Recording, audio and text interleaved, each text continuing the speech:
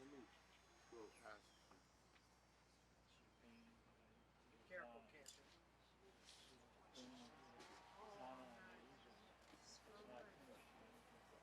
Become addicted.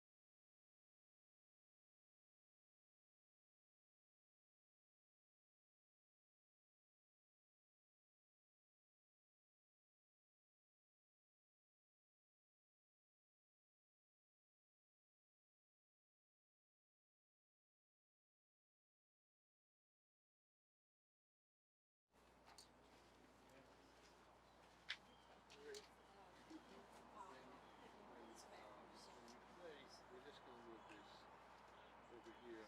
Otherwise, it will be off. Okay. Just going to the time zone. So here, this will be like movies before. Records this. Then I'll keep it.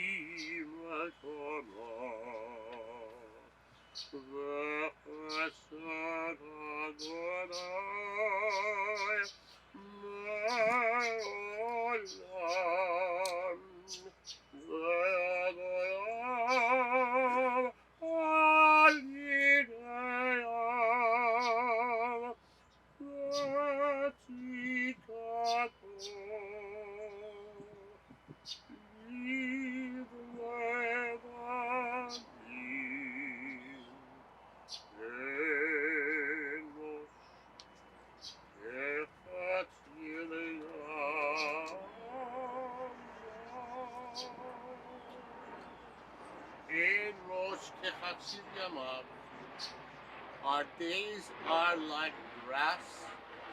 We shoot up like flowers that fade and die as the chill winter passes over them. Yet your love for those who revere you is everlasting.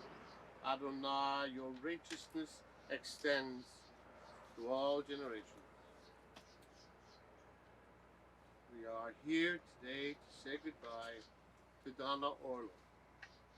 Her life was filled with many joys that came from having such an important impact on the lives she touched, and how touched those lives were by the way she protected them with her caring and open arms. She leaves behind her husband, Jeff, her children, and the grandchildren in her life. She will always be part of them. In our tradition, when grief has robbed us in recent days of our own ability to express ourselves, we turn to our liturgy for help. We've done this for centuries, and so if you would, please turn to Psalm 23 that you have been given, and let us read this all together. The Lord is my shepherd, I shall not want. He maketh me to lie down in green pastures. He leadeth me beside still waters. He restoreth my soul. He leadeth me in the path of righteousness for his name's sake. Yea, though I walk through the valley of the shadow of death, I will fear no evil, for thou art with me. Thy rod and thy staff, they comfort me. Thou preparest a table before me in the presence of mine enemies. Thou anointest my head with oil. My cup runneth over. Surely goodness and mercy shall follow me all the days of my life, and I will dwell in the house of the Lord forever. There are also times when turning to those who have come before us is helpful, as they too were once filled with a sense of grief and loss that fills our hearts now.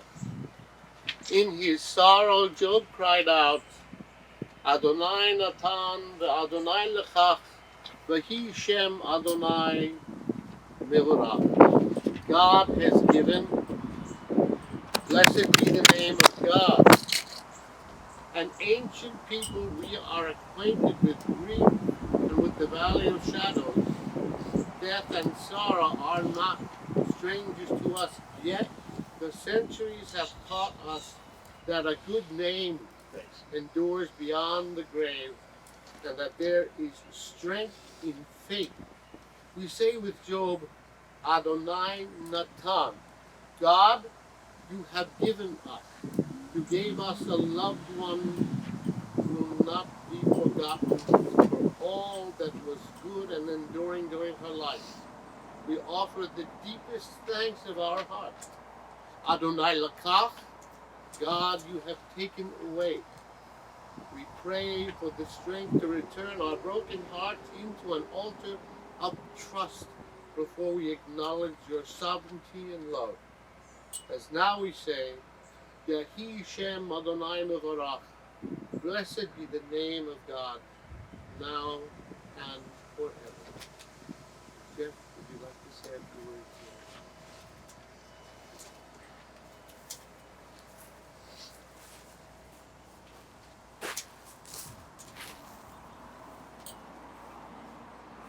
Too tall.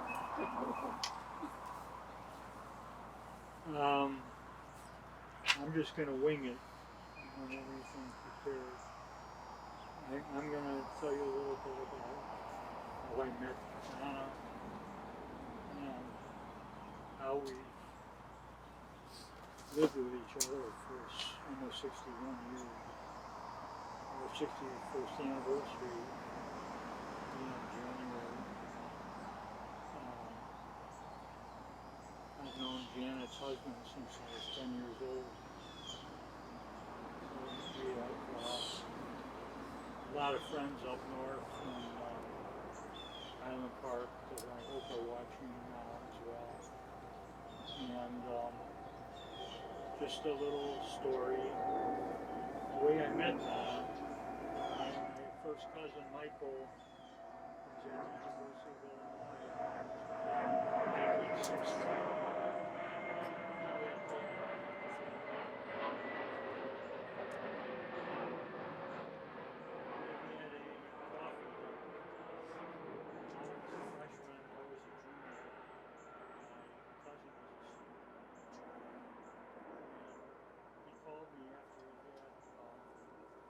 Coffee date, and he said, I think this is a girl you should have a coffee with.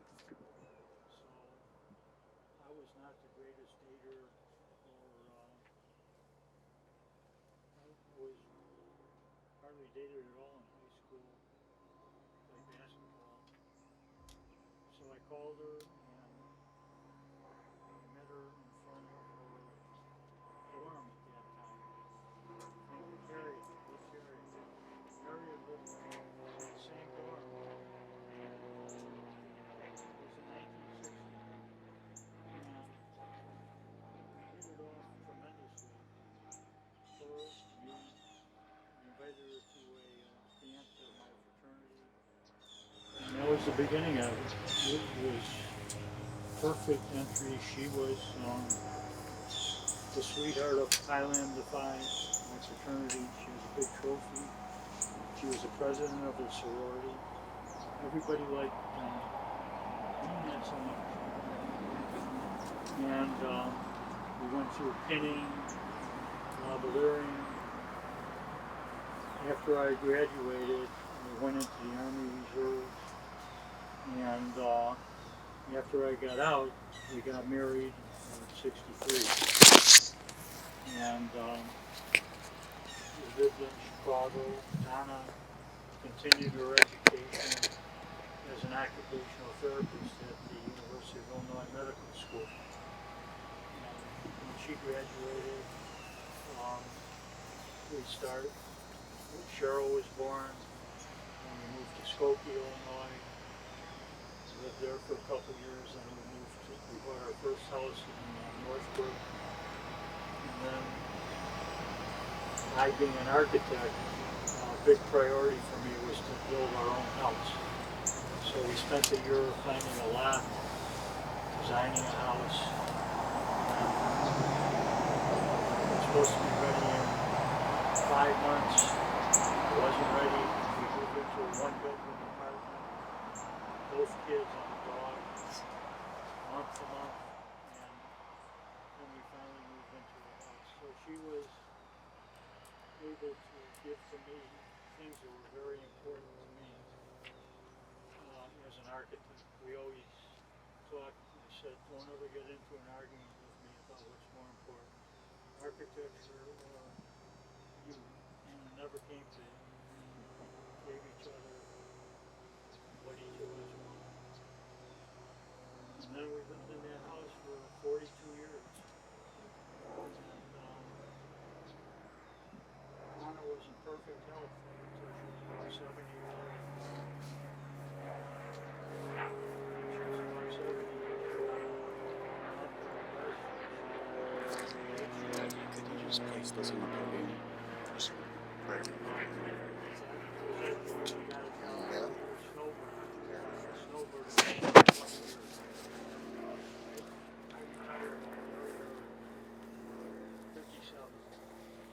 Yeah. And she retired when I retired.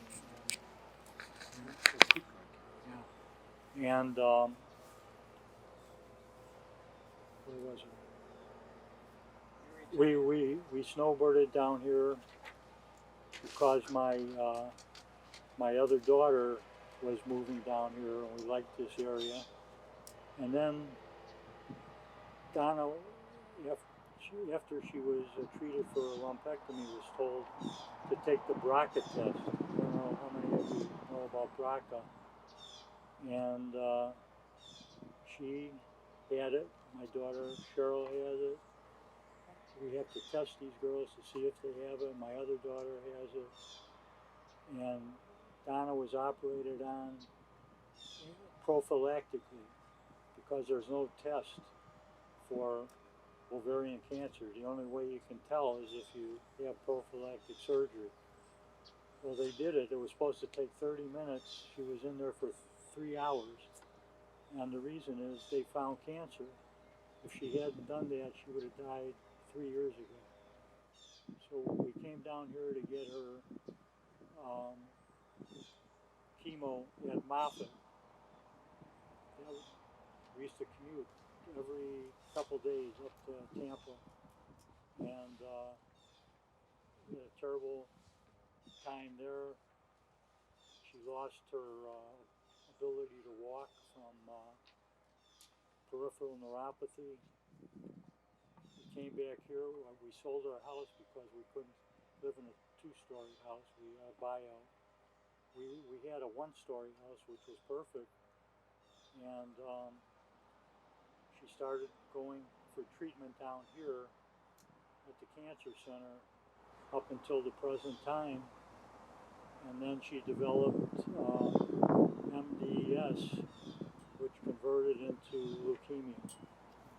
And for about the last month, we were going to the hospital almost every day, and last week, a week and a half ago, she was in the hospital in every department. My daughter Cheryl came down from Chicago on Friday to see her before she went. My other daughter and my granddaughters, we were around her when she died. She heard us. They tell us that they can't see, but they can hear very well. And I'm comfortable that she was hearing everybody talking about her, how great she was, and she was really great. And on Saturday, they told us that with all the medications and chemo and so on, she wasn't going to get better. And we put her in hospice. No one could tell us how long she'd be there. And she went Saturday morning, a week ago Saturday. And we're all staying in one house now, trying to get our act together, plan the funeral. And I had done this painting. When I retired, I took up oil painting, and Donna was a very good watercolorist and sculptress. Our whole family are in the arts, so I was painting every week with my friends up in Highland Park. I had started this about a month ago. It's about 90% done. But I wanted to show it because I have this when I'm on the treadmill every morning looking at it. This is how I'm going to remember Donna.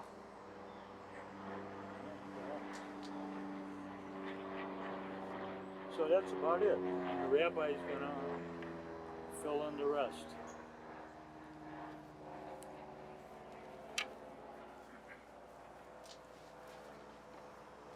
I am temporarily going to move this because Brooke, one of her beloved grandchildren, is going to play a beautiful piece of classical music in her honor. Brooke, you want to move this a little closer so you're not in the sun? Actually, you move this, I'll move this.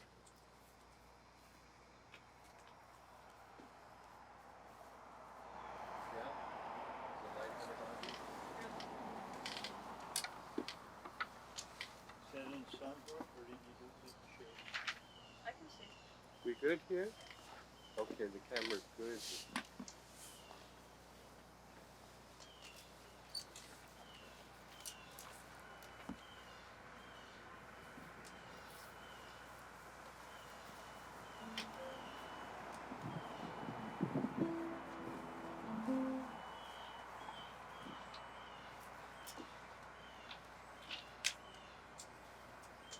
This was one of the first classical songs that I've ever played for my grandma. It's called Nocturne 2, Opus 4 by Merce.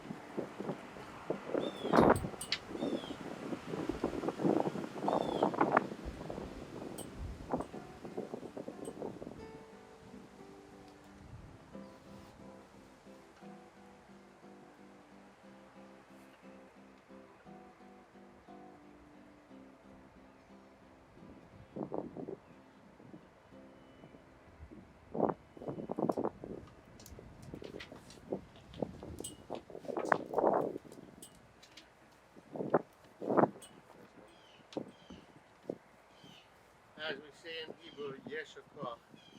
It's quite wonderful.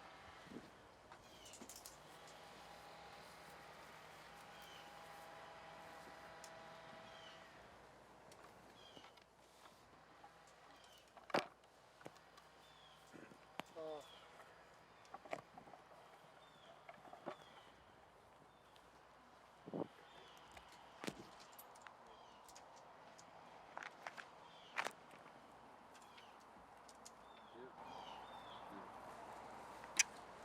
Um, we learned a lot from Jeff about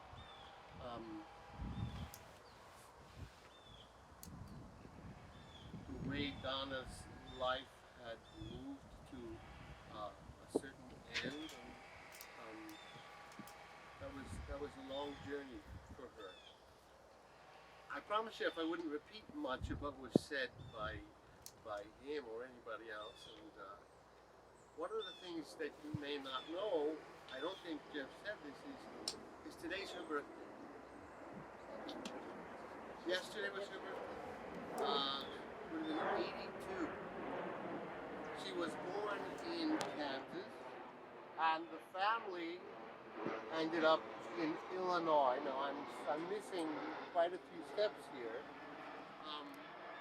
Her life really began to take shape in Illinois, mostly because of you, I think. She was both academically and artistically inclined. She went to the best high school, and I must say this, I found this quite unique. She always seemed to have a brush with fame. There seemed to be someone famous at different parts in her life. One of the people who was her classmate was Anne Margaret. They were not the best of friends, but they knew each other quite well, and yet, indeed, they worked together. Among the things she became very skilled at after she went to the Chicago Institute of Art, she excelled at photo engraving. Now, I don't know if you understood this exactly as Jeff meant it, but she wasn't just the sweetheart of her sorority. She was the sweetheart of her sorority. Sorority. It was a plaque, no? Trophy A trophy of my of your fraternity, of your quite an honor indeed. Um, he told you about how they met and how they were married in 1963, and it was indeed 61 years as of this January. Is that right? Um, even the events around the wedding were unique. The wedding took place at the glamorous Blackstone Hotel, just opposite the largest hotel in the world at the time, at which the renovation became the responsibility of this man here. The hotel became the Chicago Hilton, and Jeff was to become the chief architect in charge of the hotel's entire renovation. Um, well, it was told to me that the young couple, was found on a lower floor, and they saw this black gentleman, short, stout, black gentleman walking up the stairs. It was Martin Luther King. They lived in several parts of Illinois, but it was after a year that they were married, when they were living, as Jeff said, in this small Chicago apartment near family, that became parents. Donna was to become a wonderful, protective mother who could solve almost any problem. Now, I would like to tell you how adventurous this life is. Um, for both Don and Jeff. I don't know how many of you know this, but they traveled all over the world. Now, if I can, if you have an extra 20 minutes, I will mention to you just a few places they traveled to. Actually, as I think about it a second time, perhaps we will cut that list down to just what Jeff mentioned off the top of his head.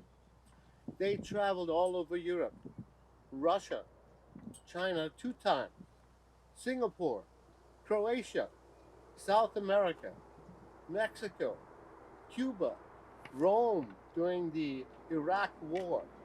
And there were those places, the other places that we didn't get a chance to talk about. In each destination, from what I remember, Jeff and Donna brought back something from each synagogue, some piece of art, and most were away.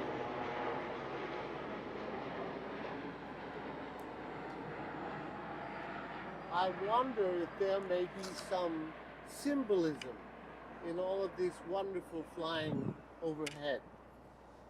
They were in Hungary to see the restoration of the largest Reformed synagogue in the world. It was the first restoration since World War II. Shimon Peres was there as the congregation, as the building reopened. Now, Jeff told me that Donna loved talking to others. In fact, what he said was, to quote him exactly, you tell me if I'm wrong, but everyone loved Donna. Yeah, I thought so. Aside from family, Donna used her early training that she received to become an occupational therapist for children in the children's hospital, and then later at a geriatric hospital. She was just that kind of a giving person. Now, after Jeff and Donna stopped becoming snowbirds and decided to move here permanently in 2016, everyone found her so easy to get along with. She made friends at Temple Sinai. She played mahjong. She was a member of Ort. She was a member of the women's club who sent cards and letters to those who were ill. She was a member of the book club and the movie club. So I guess you could see she was someone who made friends easily, but also made an effort to make friends. And as Jeff told me, most of his friends were a result of her friendships. Yes? Um, she learned new things. She made new friends, and she even adventured a little further out in terms of what she tried to grow with in terms of her skills and her passions. She went to Manatee Art School here to work on watercolor painting, which was a skill of hers, to find also that she had real gifts as a sculptor. She and Jeff had great love for each other, and they were a perfect balance for each other. They did not agree on everything, and yet the two sides seemed to make for a great whole, a great entity. She cherished the children and was a proud parent and grandparent in all endeavors, from printmaking to classical guitar. What I have not shared with you, as Jeff shared to some large extent, that at the age of 70, when they came down here for her health, this is when she began doing all of what I explained to you. Of the efforts she made to make friends and enjoy life was a brave, brave journey during the time of her illness. She had a full life. She loved Jeff. She loved the children. Jeff said, she made me happy in every way. And Jeff asked her, from the bottom of his heart, why did you want me? And the answer was as simple as the love in her heart. She said, because I love you. That simple, pure, enduring love of Donna's will certainly be missed. Early or late, all must answer the summons to return to the source of being, for we lose our hold on life when our time has come, as the leaf falls from the bough when its day is done. The deeds of the righteous enrich us all, as the fallen leaf enriches the soil beneath. The dust returns to earth, the spirit lives on with God. Like the stars by day, our beloved dead are not seen by mortal eyes, but they shine forever. Theirs is eternal peace. Let us be thankful for the companionship that continues in a love stronger than death, sanctifying the name of God. We honor Donna's memory. Please rise, everyone.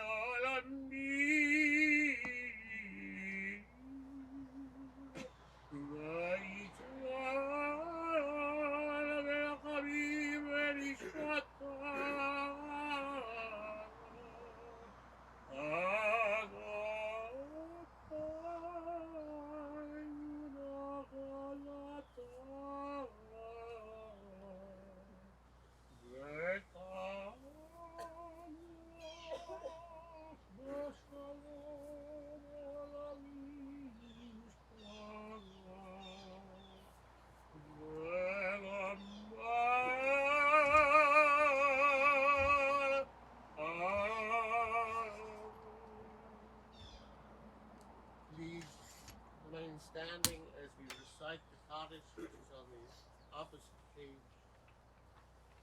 Yikadal v'yikadash l'rabah, yalmad yidrach yirutei v'yamrit malchutei, v'chayechonu v'yamechonu v'chayim b'chol beit Yisrael, v'alav zman karim v'ruamei, v'hei shmei l'rab v'galach le'olam bolmei maya.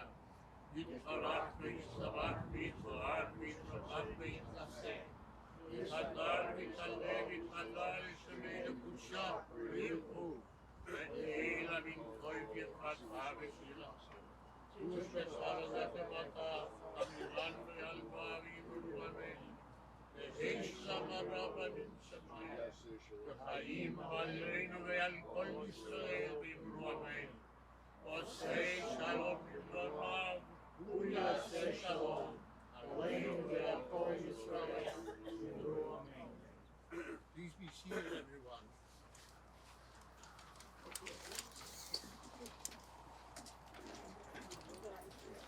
To accompany the dead is the final act of loving kindness that we can bestow on those we have lost. And so I would like members of the immediate family to come forward to where the dirt is. Careful as you walk. Don't go this way. It's particularly tricky on this side.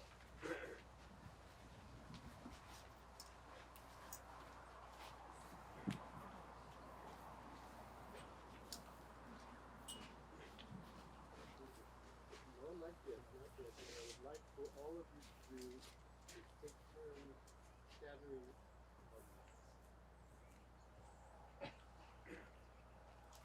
scattering this earth from Israel onto the casket. Yeah, a little bit and then pass it down.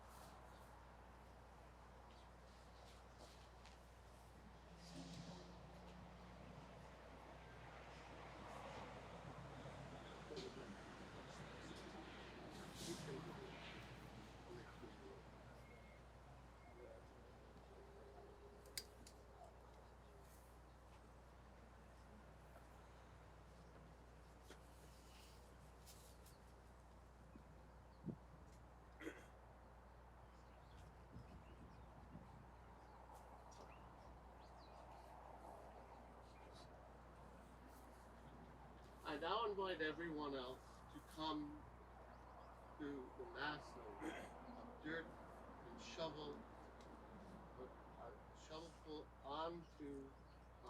onto the ground after we lower the casket over.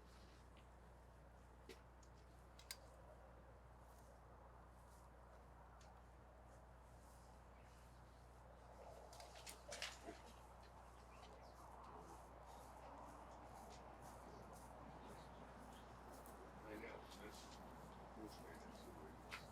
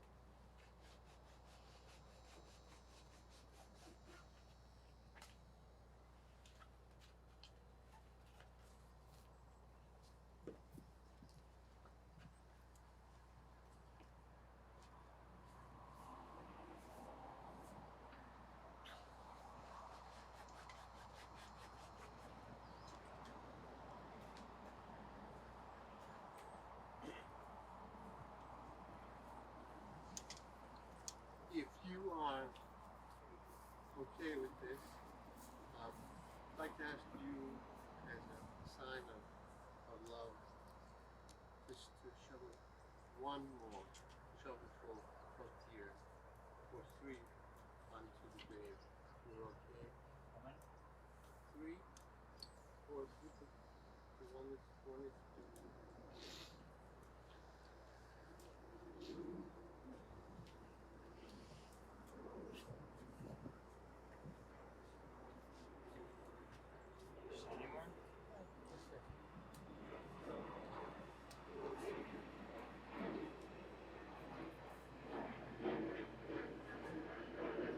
Any more?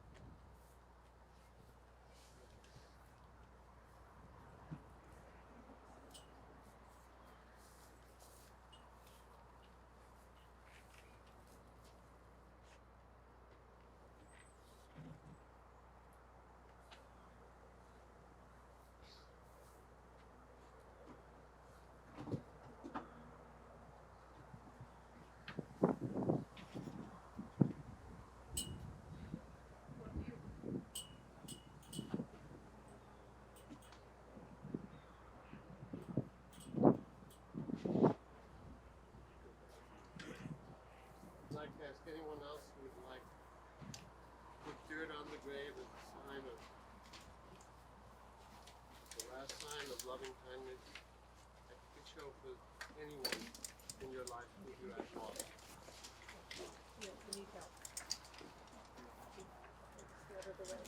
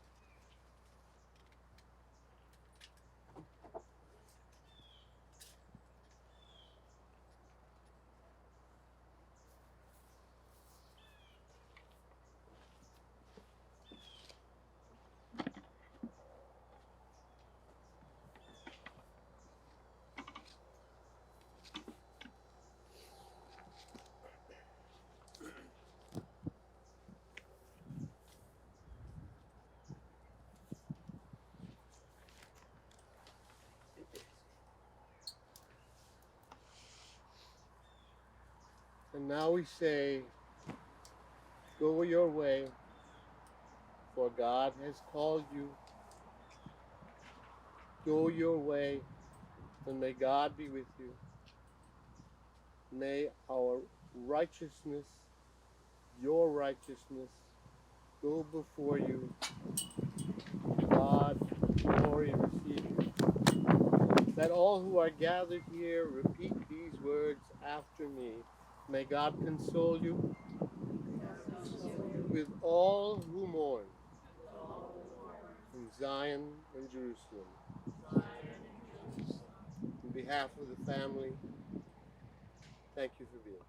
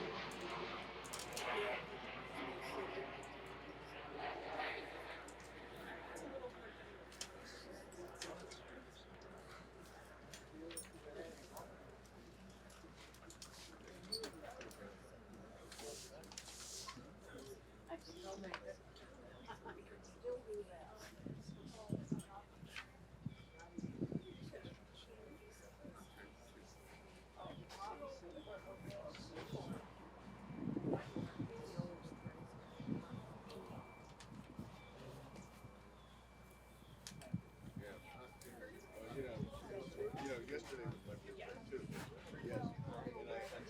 Yes, and I'm sure you read that Suzanne Summers died, and we were born on the same day. So she was exactly, not just birthday, she was born on the day I was born. So not a good day for October 16th. And not a happy birthday. At least, it sounds like you went through more than anyone could possibly even conceive of going through. Some people one thing, but it sounds like you had the whole menu. I'm sure she's, in a better place and not painful. And at some point, the body tells you